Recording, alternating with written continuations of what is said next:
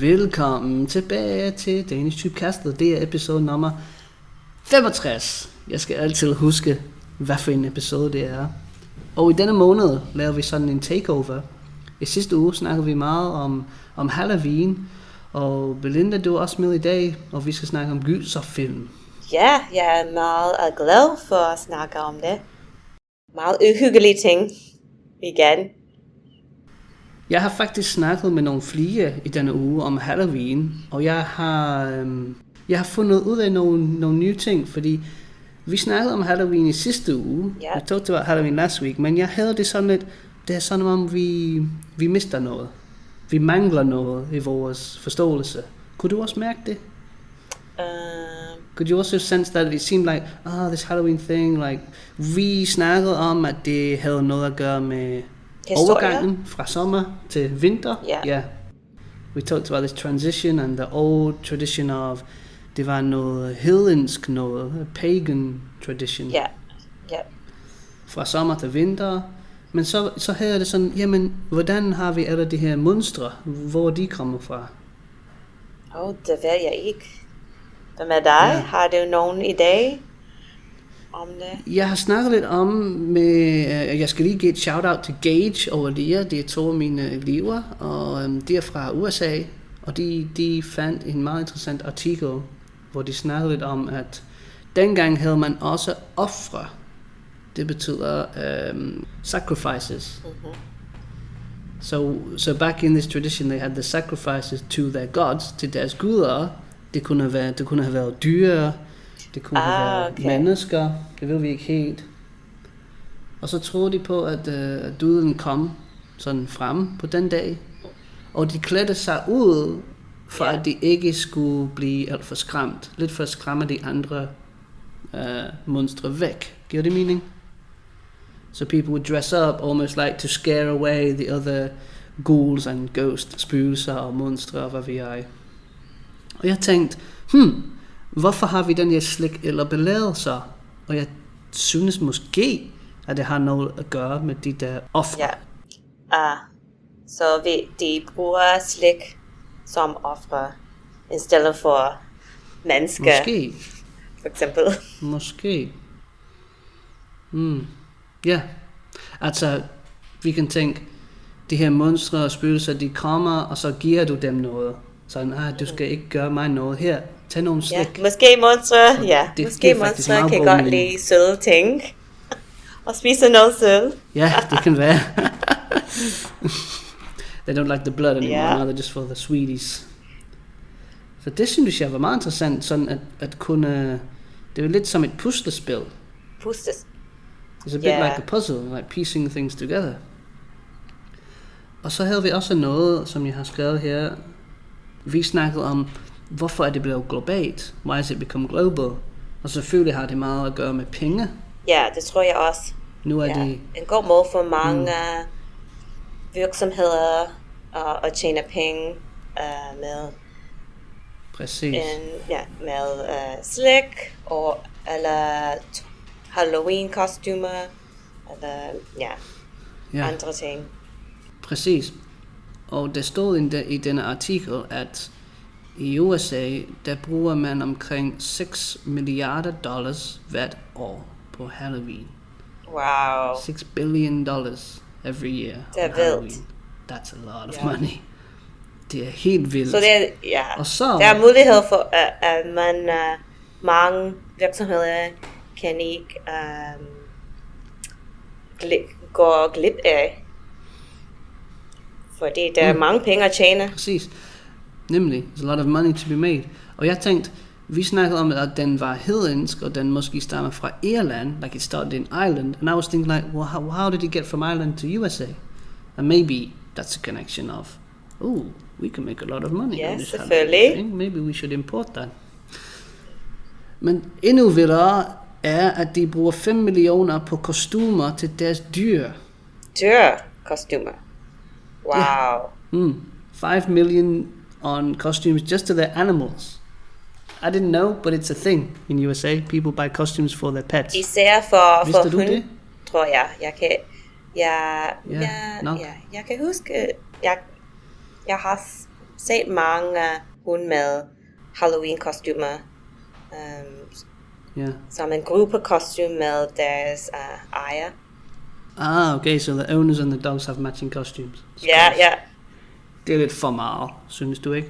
Ja, det er sandt for mig, ja.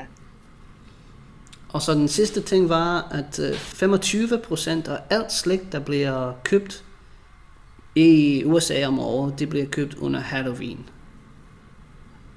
Ja, giver det mening? Okay, ja, det jeg kan godt forstå. 25% of all the candies bought during the year are bought during Halloween. Nå, men så har vi fået opklaret det, synes jeg. Nu kan jeg slappe lidt af i forhold til, hvad er Halloween? Så vi skal fortsætte at snakke lidt om gyserfilm. Ja, man kan finde andre forklaringer på nettet. Der er så mange oplysninger. Ja. Så vi skal snakke om gyser, skrækfilm, horrorfilm, hvad det nu vil kalde det. Er du selv en fan af gyserfilm? Nej, det er jeg ikke. Okay. Måske da jeg var ung, jeg var en større fan af gyserfilm, men nu kan jeg ikke lide dem. Hvad med dig? Jeg er heller ikke en stor fan, men jeg kan lide dem. Og jeg ligesom dig, da jeg var yngre, elskede jeg dem lidt meget. Især da jeg var teenager, der blev jeg lidt optaget af alle de klassikere fra 80'erne. Det ved Nightmare on Elm Street, Fright Night, disse slags film. Det er ikke så tit, jeg ser dem nu, men når det så er oktober måned, så går jeg lidt amok med gyserfilm. Ja. Jeg kan ikke lide at se en film, eller tage til biografen og blive bange og komme ud med stress. Så okay. det er ikke for mig. You don't like getting stressed in the cinema? Ja, for mig, når jeg ser en film, det er bare for at slappe af. Eller for at se noget med lidt mere action. Actionfilm, ja. Ja. Er du så mere til komedier? Eller? Ja, jeg elsker kærlighed-komedier. Romantiske komedier. Romantic comedies. Ja. For med dig, hvad er din slags film? Det svinger også virkelig meget.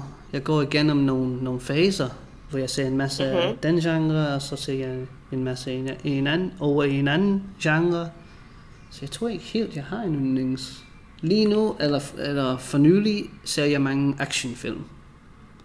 Ja, og det er fordi, for mange år siden, der var jeg ikke særlig interesseret i dem. Jeg var mere optaget af det her lidt mærkelige film, ligesom Tim Burton-film og dem slags. Ja, men jeg tror nu med mange specielle effekter, er dem meget interessante og spændende. Ja, spændende. Spændende, se actionfilm. Ja, men også der er mange gamle, som jeg aldrig har set, ligesom Mission Impossible, og der er mange med Tom Cruise, som jeg aldrig har set. I never watched them because I was never a big fan of Tom Cruise, but recently I discovered, Tom Cruise is pretty cool in his movies. I started to binge watch all of Tom Cruise's cool movies like Collateral. Især den nye Top Gun. Ja, den har jeg ikke set endnu. Virkelig god. Ja, kunne du lide den? Ja, jeg anbefaler den. Tog du ind i biografen for at se den? Did you go in the cinema to see it? Nej, faktisk var jeg i et fly. Okay. Ja, så jeg så in the plane. Den film, hvordan siger man, on a plane. I flyet. Ja. Altså, så jeg havde ikke det samme oplevelse i en biografen med en stor skærm og højtaler, men det var særligt. Nej, men det er det fede med flyet. Man får alle de nyeste film, når man rejser langt. You get all the newest movies in the plane that are like at the cinema, or maybe not even in the cinema yet. I've watched a few new ones that were only like in the plane. Ja, det er faktisk en god variety, eller en god variation. Variation af film i flyet nu. Ja, man kan også sige et godt valg. Et godt valg, it's like a good choice, but it means a selection in that case. En godt valg. Ja. Ja, der er meget at vælge imellem. Jeg så, sidste gang jeg rejste, jeg så Mortal Kombat, og det er en helt ny film. Den den remake af den er også en gammel den er Mortal Kombat. Virkelig fed. Hvis man kan lide blodet og dem slags. Nej, if you like blood and seeing people's heads get cut off and stuff, it's pretty cool. Maybe it's not. Det er en anden grund til, hvorfor jeg ikke kan lide gyserfilm, fordi der er for meget blod. Selvfølgelig, there's a lot of blood. Og voldsomme scener generelt. Ja. Og var det nogle specifikke film, som du var bange for som ung, da du var yngre? Jeg tror, det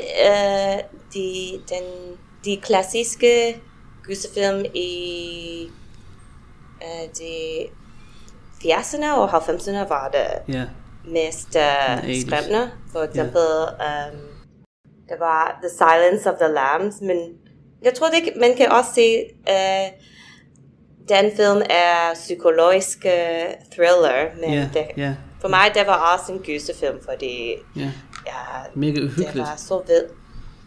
Ja, meget uhyggeligt, og jeg tror, det skærmeste filmer er de psykologiske filmer, med når man kommer ud og kan ikke sove for de, hvordan siger man, like, it messes with your mind. Det fucker med dit hoved, måske. Fucks with your head. Præcis. Ja, og hovedkarakter, Hannibal Lecter, var så... var en psykopat. Psykopat, ja. Han var psykopat. Psycho. Ja, og var en seriemorder, så det var svært at forstå ham, fordi nogle gange han ligner en normal person, og andre scener var han meget crazy. Det er noget, man hører tit med sådan en person, at de har nogle normale karaktertræk. De virker bare meget normale. De går på arbejde og alle mulige ting. Jeg tror, vi nævnte sidste gang, at jeg også har det sådan med de her mere psykologiske film, hvor det er endnu mere creepy for mig. Jeg har det ikke så... Nogle af de film, hvor man ser en masse blod, og folk, der får deres hoved skåret af og ting. Jeg synes nogle gange, det er sjovt. Men hvis det er noget psykologisk, så synes jeg, det er uhyggeligt, og jeg bliver også lidt, du ved, skræmt. Jeg er enig med dig, fordi måske for 1 eller 2 sekunder, det er svært at se meget blod. Men der var det psykologiske gyserfilm, som bliver med dig meget tid efter. Du har set det. I lang tid efter, man har set det. Jeg så for nylig den der, snakkede vi om det sidste gang, Jeffrey Dahmer, den nye serie. Den hedder bare Dahmer. Lidt. Jeg kan ikke huske, om vi nævnte det, men den var også sådan, man ser ikke så mange ting, hvis jeg husker rigtigt. Det er mere, det får man til at tænke. Der er nogle scenarier, hvor man tænker, han laver det der, men man ser det ikke. Like, you don't exactly see a lot of, like, him cutting people's arms off or anything like that. They never show him. If I remember rightly, so never. Så der er ikke så mange grøfede scener, eller grusomme? Nej, grusomme, nej. Grusomme. Of course, there's some fights. There's some times where he hits someone over the head and stuff like that. But, like, for example, the parts where he uses a drill on somebody's head, you never see him drilling into somebody's head. You just see him, like, walking away with the drill in his hand. So they leave everything to your imagination. And that like, makes me feel sick in my stomach. Like, for me it's worse, når man ikke kan se det. Fordi man forestiller sig i sindet. Yeah, you imagine it all. Ja. Det kan også være meget mere skræmmende, når man forstiller sig. Så hvad var den sidste gyserfilm, du så? Jeg kan faktisk ikke huske, fordi det var ikke min yndlings genre af film. Så måske det var mange år siden. Måske da jeg var teenager. Wow, okay. Hvad med dig? Ja. Jeg så faktisk Fright Night her den anden dag. Kender du Fright Night? Jeg har hørt den er på om Netflix den lige nu. film, men jeg tror ikke, at jeg har set den. Okay. Den er også fra 80'erne. Er det lidt mere en sjovere gyserfilm? Det er lidt sjovt på komedie. en måde, men igen, det er måske fordi det er fra 80'erne, og eller de effekter, som de bruger, er lidt outdated. Så man kan grine af det. Der er nogle effekter, hvor jeg griner bare helt vildt. Måske kvalitet er lidt dårlig, så det er sjovt. Ja, jeg tror de forskellige monstre, når de bliver dræbt, så bliver de meget slimet. Det sker noget med en masse slim, og så bliver de mega grim. Så er der nogle vampyrer. Det handler om vampyrer, sådan set, og sådan varulve også. So it's like vampires and werewolves, but all the special effects are so crappy compared to now that it's just funny to watch it. Yeah. Men det er en gyser, det er også lidt freaky. Det er nogle ting, hvor man tænker, what the fuck er det?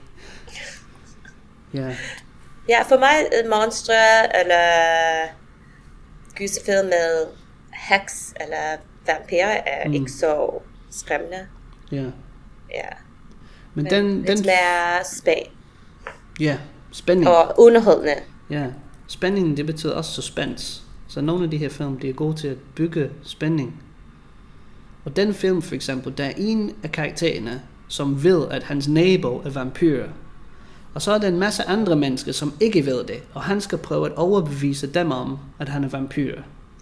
Så der er lidt af en spænding aspekt, hvor der er mange, som ikke ved det. Og han skal prøve at vise, at han er vampyr. Okay. Ja. Det er historien, sådan set. Men det handler ikke så meget om, at mennesker bliver dræbt. Ikke så meget, nej. Ikke så meget. Bare en... det er kun til sidst, hvor alle de forskellige, eller der er nogle flere monstre, vampyrer, som bliver dræbt. Okay. So there's like, his neighbor is a vampire. He has to try and convince some other people that he's a vampire. They don't know. And of course there's some scenes where he bites some people or whatever, but apart from that, there's not really any killing throughout it. There's no hardcore stuff. Apart from that, the end when the monsters get killed and they die in like extreme ways, just become slime and then explode and like, I don't know, it's ridiculous. Yeah. But genius. Ja, disse scener er sjov at se. Det er mega sjov. Når det eksploderer. There was one where the vampire was like on the floor and he stood up just like, from lying on the floor, just stood up like, Merp. But it looked so funny. I was like, what? Just like, that was ridiculous. It was like, fordi det var det fra det 80'erne, så det er. Måske det. Man kan se... Det så ikke rigtigt ud. Man kunne se, at det var totalt falsk.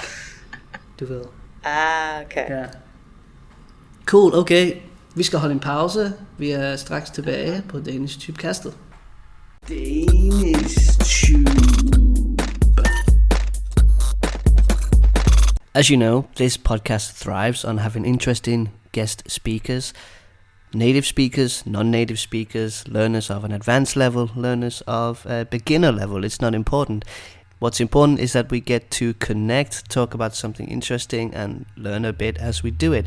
So if you feel like that's something you would be interested in doing, I'm waiting to hear from you. Write to DanishTubeRocks@gmail.com or find me on Instagram, Danish_tube. I am waiting to hear from you. Let's get back to the episode. Okay, vi er tilbage, og jeg skal lige give nogle nyheder. News. Today's news. It's actually DanishTube news. So there's a ton of stuff happening right now. Next week I'm starting some new courses with intermediate learners. It's going to be like a group course, which I haven't done for a long time. So I'm really excited, but there's still some spaces left. So if anyone wants to join, write to me, DanishTubeRocks@gmail.com. What else? We've got a book club starting, DanishTube Bogklub. Det bliver spændende i november måned, next month in November. Everybody that's on Patreon is gonna be a part of the book club. We're gonna start reading a book every month and meet maybe the last Sunday of every month, something like that, and talk about the book, learn some new words and stuff like that. That's really cool. And then the last thing I want to mention was the Discord. Have you heard, Belinda, of this website called Discord? It's actually an app, Discord, like a desktop app. Oh, I can't speak.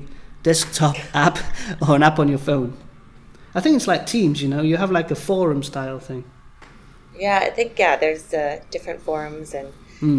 Exactly. Yeah, you can like create your own server, and then within that server you can have all different like chat rooms and forums, and then make threads and all that kind of stuff. So I created one for DanishTube, and again, everybody that's on Patreon is sort of like a place where we can just chat live, or we can make video calls, we can talk to each other live, and then there's like all different pages, like humor, grammar, pronunciation, off-topic stuff, reading. So it's super exciting. Ja, det er en god måde at samle alle de følgende eller dine subscribers. Ja. Så de kan snakke sammen. Præcis, ja. I forskellige emner. Ja, nemlig. Og jeg sidder og arbejder næsten hver dag ved min computer, så jeg har den bare åben, så hvis der er nogen, som har et spørgsmål, som bare vil snakke sådan, hey, hvad laver du? Og mød nye venner på Discord. Ja. Så til jer, der lytter med, hvis det lyder som noget for jer, så gå bare over til Patreon, og så finder du ud af, hvordan. Så vi skal fortsætte lidt med gyserfilm. Får du nogle gange mareridt efter en god skrækfilm? Er det måske derfor, du ikke ser dem mere? Do you get nightmares, mareridt?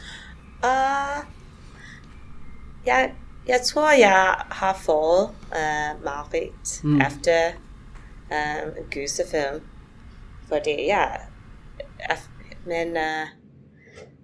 man føler meget bange efter film, og det er især når det er om natten, og man skal sove, man vil bare tænke om filmen, og måske man tror en spøgelse vil komme ud, når man sover, så Usually the things you've been doing in the day, they replay when you go to bed and sometimes come out in your dreams, so it's normal. Vi tænker nogle gange, det er kun af børn, der får mareridt, men det er det faktisk ikke. Jeg får, måske.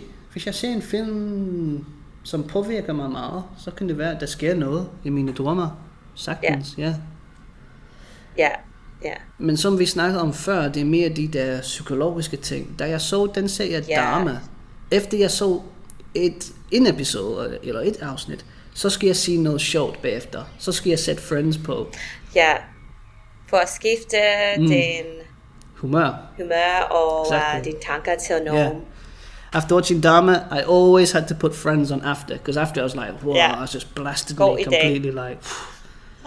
So now I watch Friends for an hour before bed. Ja, måske det er den bedste måde for mig, hvis jeg tænker om at se en gyserfilm igen, så skal jeg have en sjov film og se efter. Ja, det er det. Det er en god måde at gøre det på. Så jeg kan godt mærke, at du bliver... Men du snakker meget om sådan efter filmen, at du bliver lidt bange. Men hvad med under filmen? Får du også sådan angst under sådan en film? Bliver du bange? Sådan rigtigt? Ja, måske. Men normalt er jeg ikke den første til at skrige, når jeg ser en film. Men det var måske nogle gange mine venner som skriger, og så well,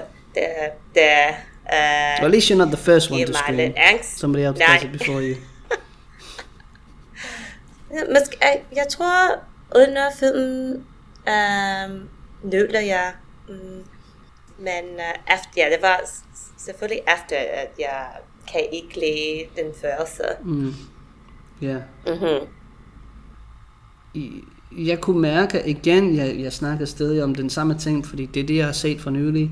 Men da jeg så den serie, som jeg hele tiden snakker om lige nu, Dame, så kunne jeg mærke under serien, at jeg kunne mærke noget i min krop.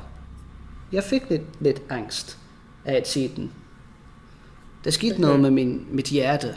Den bankede måske lidt hurtigere end hjerte, og jeg kan mærke også, at min krop bliver lidt mere ikke så afslappet. Yeah, det bliver spændt. Spent, we talked about, it means like excited, but it also means, when you say tightened, tightened's not the best word for it, but du forstår, hvad jeg mener.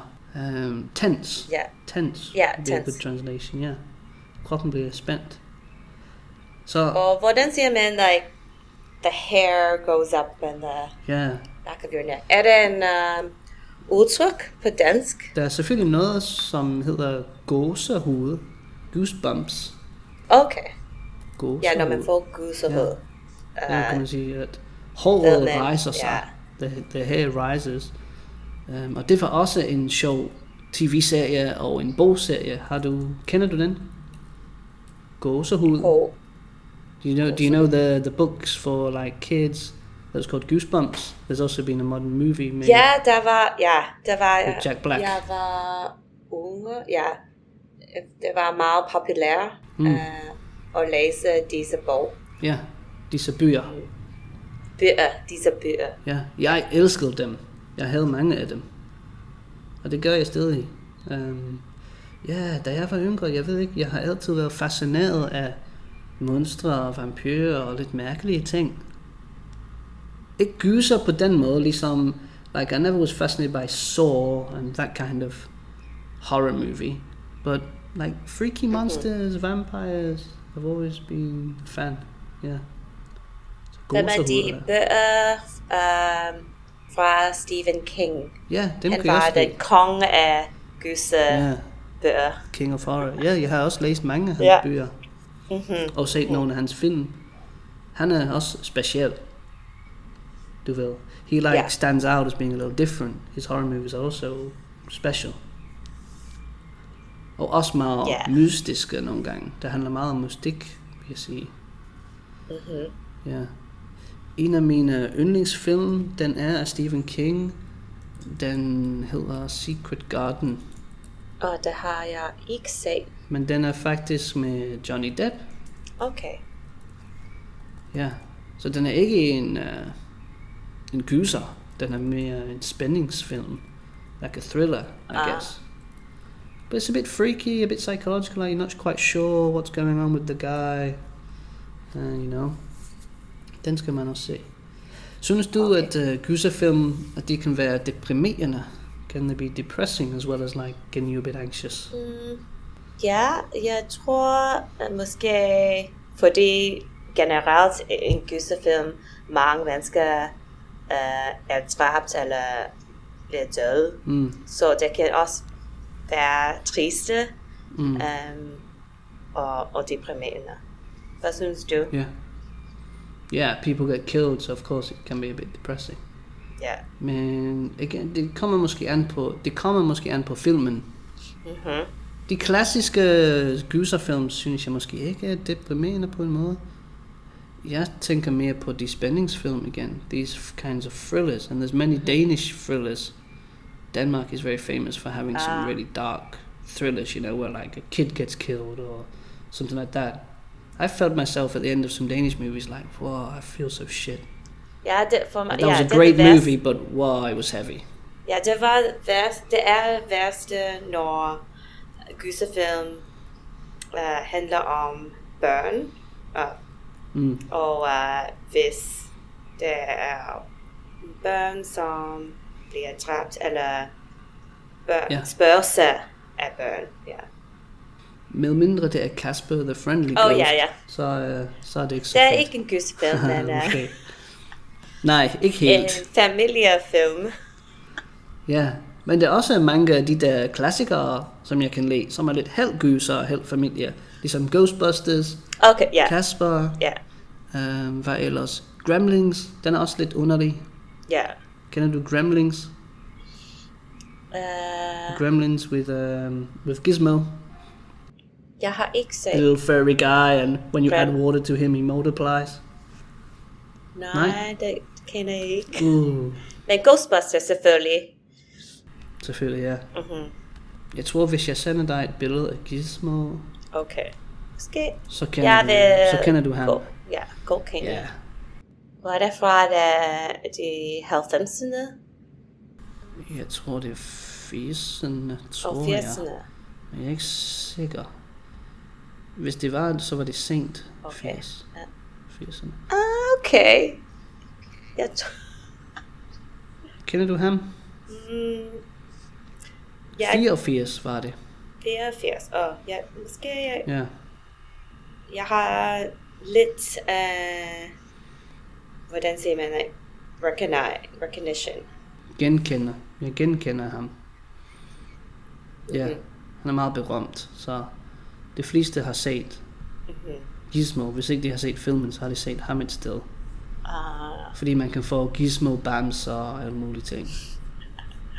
Ja. Okay. Så vi har snakket meget om, at gyserfilm kan være lidt, du ved, skrækindgydende. Man kan få lidt angst af dem og alle mulige ting. Men har du hørt, at de faktisk kan have nogle positive virkninger på vores helbred? Det har jeg ikke hørt, men du har set bare en artikel, hvor de taler lidt om emnet. Og for mig, jeg var overrasket, at der var undersøgelsen. Ja, det er meget interessant. Som so there've been some studies that show it can have some positive effects on our health, and I've got this article that I put in the description. I've just taken a small piece of it just to give us some inspiration, so I thought I would read a little bit of it and you can maybe translate a bit of it. So we have for example horror film som trusselsimulation, so like a threat simulation, you might say. Så det står her, faktisk peger en del nyere forskning på, at horrorfilm og andet gyseligt underholdning kan gavne deres brugere med blandt andet psykologisk modstandsdygtighed, resiliens og beredskab. Giver det mening? Forstår du? Ja, jeg tror, jeg forstår generelt mening. Ja, kan du lidt oversætte? Ja, so in some recent research shows that horror films or gruesome entertainment can give us some psychological resilience. Beredskab, I guess, is like preparedness. You can prepare you for something.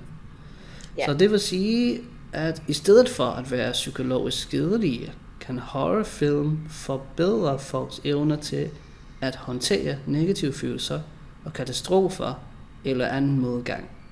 Ja, kan du oversætte igen? It means that instead of being psychologically harmful, horror films can improve people's ability to deal with negative emotions, disasters, and other difficult situations. Yeah, exactly. Så det var et dansk-amerikansk studie fra 2020, som en også var med til, somebody that wrote this was involved in it, og de viste, at horrorfans havde en højere grad af psykologisk robusthed under coronapandemien. So, in a Danish-American study from 2020, it showed that horror fans had a higher degree of psychological robustness or resilience during the pandemic. And they felt more prepared. Studiet, som byggede på svar fra 310 amerikanske respondenter, viste, at horrorfans og folk med hang til at se overlevelsesfilm var mere modstandsdygtige over for psykiske problemer under pandemien. Okay, so it's a bit repeating, but 310 people, it proved that the fans were able to withstand the psychological issues that came during the pandemic. Interessant. Yeah, because we've talked about a lot about feeling anxious, but this is kind of saying it can have the opposite effect. Og det var også nogle andre ting i artiklen, hvor der står, nogen bruger horror til at håndtere deres lidelser. So some people use it to deal with their problems, their suffering, their whatever it might be. Synes du, det kunne passe? Giver det mening? Ja, jeg er måske ikke helt enig med undersøgelsen, fordi for mig, hvis jeg ser Ja, for dig personligt har du det. Ja, det er en personlig perspektiv, selvfølgelig. Men hvis man bliver udsat til negative oplevelser gennem en gyserfilm, så måske efter, jeg taler meget om efter filmen, at de effekter for mig er negative, så jeg kommer ud med mere angst og stress, og måske kan jeg ikke sove. Så for mig, jeg kommer ud lidt på en... Men måske er det fordi, at du ikke er en fan, og du ikke er noget, som du tit ser. Ja, men jeg kan godt forstå, at når man oplever noget, det er det bedste måde at lære fra det. Så når man bliver udsat til disse ekstreme situationer i en gyserfilm, så kan man håndtere de negative følelser, som kommer ud, og så i deres virkelige liv. Så kan de også håndtere en lignende situation bedre. Ja. Og hvordan havde du det så under pandemien? Følte du en masse angst? Var du lidt bange for pandemien, corona og det her? Ikke i begyndelsen var jeg selvfølgelig lidt stresset og havde jeg angst, fordi vi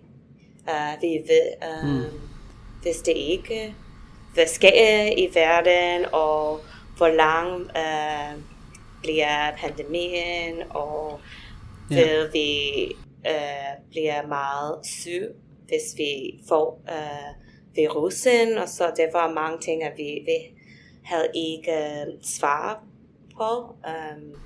Så, men efter måske et år, eller når vi, da vi kunne se vores venner og blive en social miljø igen, det bliver jeg vendt, men yeah, so you had 1 year of the first period being a bit anxious, not knowing what was going to happen and all that kind of stuff. Og det passer meget godt med, fordi det oplevede jeg ikke. Jeg var altid mega afslappet.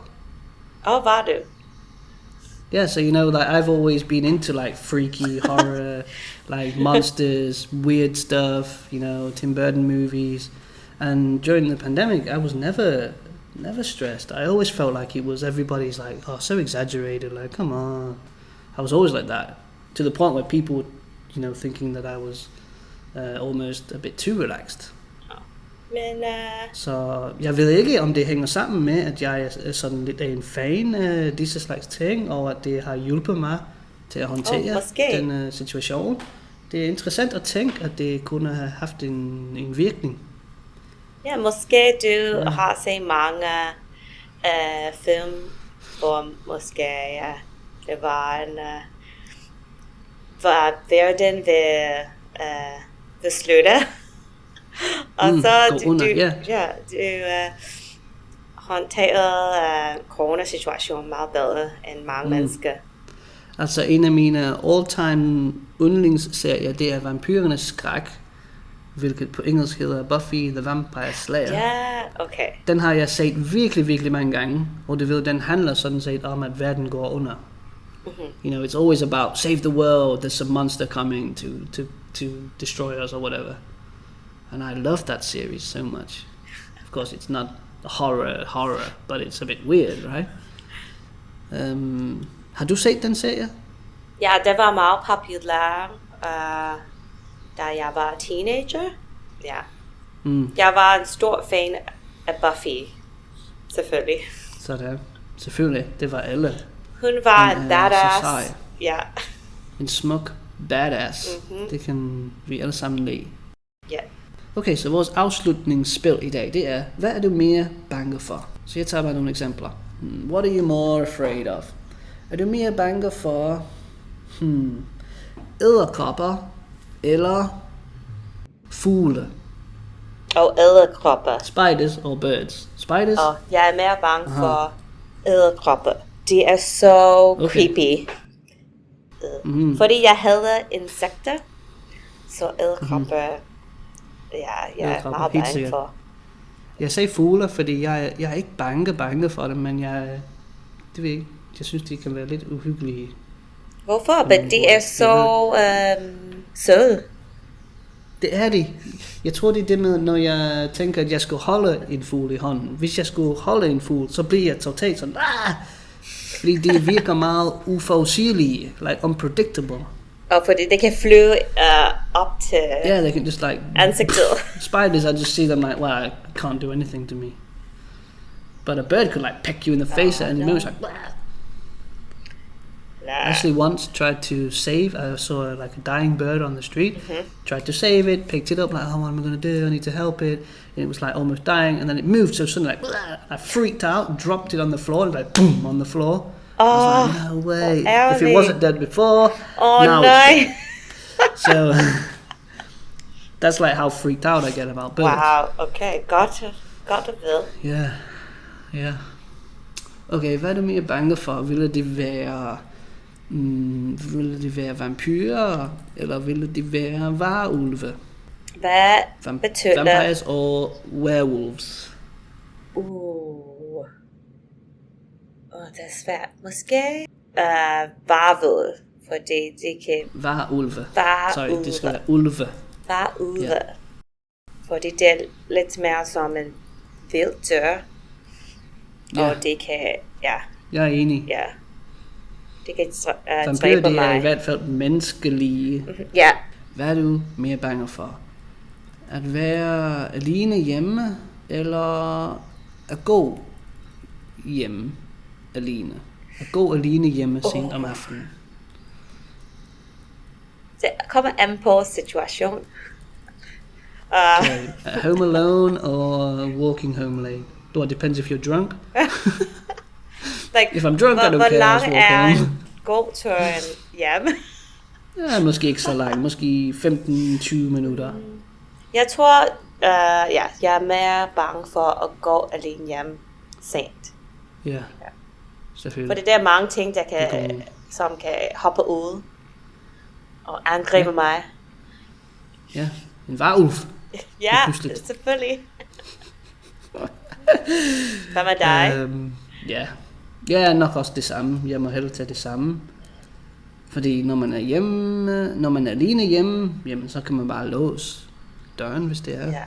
You can just lock all the doors. You don't really have to worry so much. Men du kan også høre uhyggelige løb.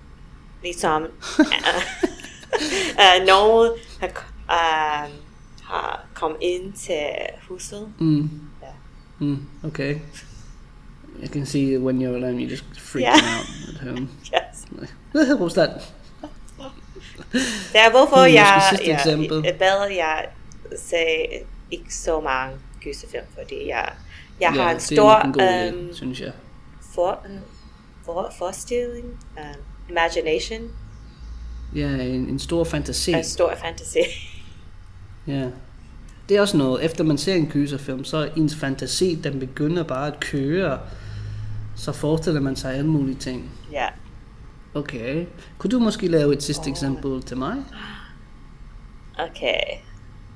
Er du mere bange for spøgelser Eller Ghost. En børn, som er besat af dæmoner. Oh my god. Jeg tænker om Exorcisten. Yeah, so a ghost or a child that is possessed. Jeg skal lige tjekke, siger man besat af? Fordi besat det er mere obsessed. Besat af. Besat af. Ja. Ja, det er rigtigt, ja. Ja, 100% barnet. Hvis der er en ting, som er uhyggeligt, så er det creepy børn. Ja, jeg er enig med dig. Freaky kids are the scariest thing ever. Like, there's a reason why they're always in horror movies. Yeah. Fedt. Jeg håber ikke, at du er blevet alt for bange under podcasten. Og at du ikke er du alene hjemme i aften? Ja, faktisk er jeg alene. Okay. Det kan være, at jeg lige jeg vil laver nogle opkald til dig. Jeg ringer til dig senere. Jeg kan se dig, that's too creepy. Nej, I can see nej you. tak. What? Jeg vil ikke svare nogen af... Nej, det er nok en god idé. Men det var dejligt, eller skræmmende at tale om gyserfilm. Ja, det var faktisk meget spændende. Og vi ses igen i næste uge. Vi skal ende vores lille Halloween-ting med at snakke om monstre. So next week, we're going to specifically talk about monsters. So we're going to like take each one, like the vampire. Hvad er en vampyr? Hvor er det kommet fra? Hvorfor er vi så besatte af vampyrer? I think we have a bit of an obsession in our culture in general with vampires, especially since like, you know, Twilight and well, there's many. Like, so varulven, måske mumier, zombier. Vi kan snakke om den, eller de forskellige. Så det bliver spændende. Ja, jeg ser frem til det. Det gør jeg også. Tusind tak for i dag. Vi ses. Vi ses. Thanks again for listening to this Learning Danish podcast for you, the Danish learner. If you didn't know it, I do actually teach Danish. That is my full-time job. So if you are on the lookout for a cool Danish teacher looking to improve your skills or maybe just fine-tune your language, get in touch with me. Write to DanishTubeRocks@gmail.com. I would be super happy to hear from you and to help you on your Danish language journey. Until next time, vi ses og have det godt.